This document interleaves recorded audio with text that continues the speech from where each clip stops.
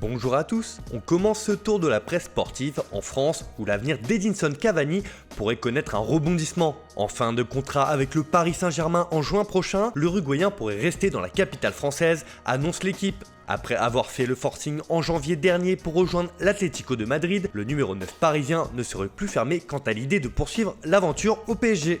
Alors que la crise du coronavirus pourrait rebattre les cartes sur le mercato, la direction parisienne pourrait envisager une prolongation du meilleur buteur de son histoire. Une solution qui ne serait pas pour déplaire à l'ancien napolitain qui attend un signe de sa direction, indique encore le journal sportif. Les champions de France en titre verraient d'un bon œil de faire coup double en attaque en levant l'option d'achat de 70 millions d'euros pour Mauro Icardi et conserver Cavani pour 0 €. Revenu en grâce aux yeux de Thomas Tuchel après la trêve hivernale, l'attaquant était même titulaire face au Borussia Dortmund en 8e de finale retour de la Ligue des Champions avant l'interruption des compétitions. Ce sera donc à Leonardo de trancher dans ce dossier, mais tout le monde pourrait y trouver son compte.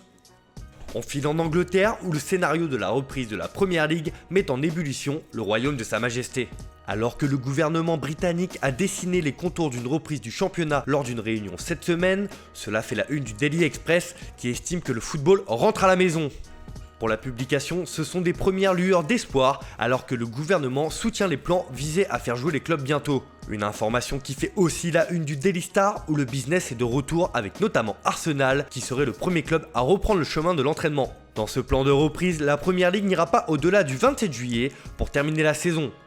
Les équipes auraient donc 7 semaines pour terminer les 9 journées restantes. La reprise de la saison suivante aurait donc lieu le 2 août prochain, cela permettrait une trêve et surtout pour les clubs qualifiés en Ligue des Champions et Ligue Europa de se concentrer sur ces compétitions.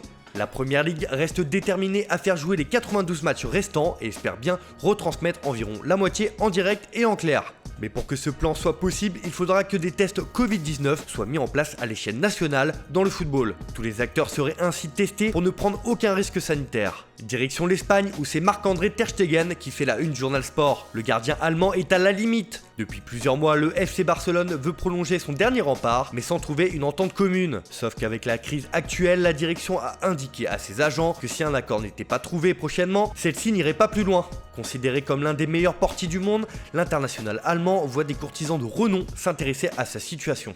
Manchester City, la Juventus et le Bayern Munich ont pris la température dans ce dossier et seraient prêts à saisir l'occasion. Si le Barça venait à perdre son gardien titulaire, les Blaugrana auraient déjà ciblé son remplaçant. André Onana de l'Ajax fait figure de successeur idéal dans l'esprit des décideurs catalans. En tout cas, le Barça ne veut pas se laisser faire et donne le ton avec cet ultimatum à son gardien.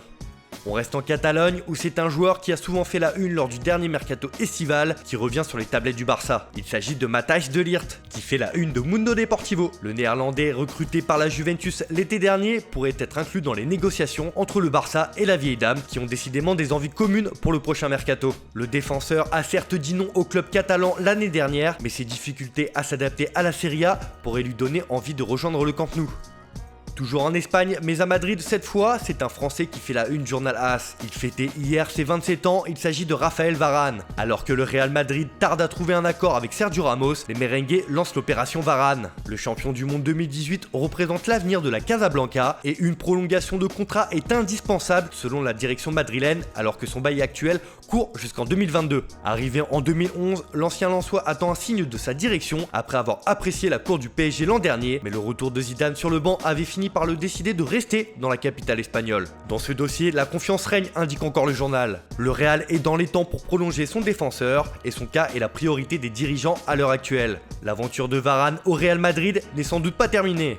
On termine ce tour de la presse en Italie où là aussi il est question de mercato. En une de la Gazzetta dello Sport, c'est Federico Chiesa qui fait les gros titres. Le joueur de la Fiorentina se rapproche de la Juventus et le journal au Papyrus indique même que Chiesa à la Juve c'est désormais possible. Rocco Commisso, le propriétaire de la Viola, a même déclaré « Je ne veux pas le vendre mais je ne mettrai pas de veto s'il demande un départ, à condition qu'il paye bien ». Ce qui laisse véritablement un boulevard à la vieille dame, toujours à l'affût d'un coup pour les pépites de Serie A.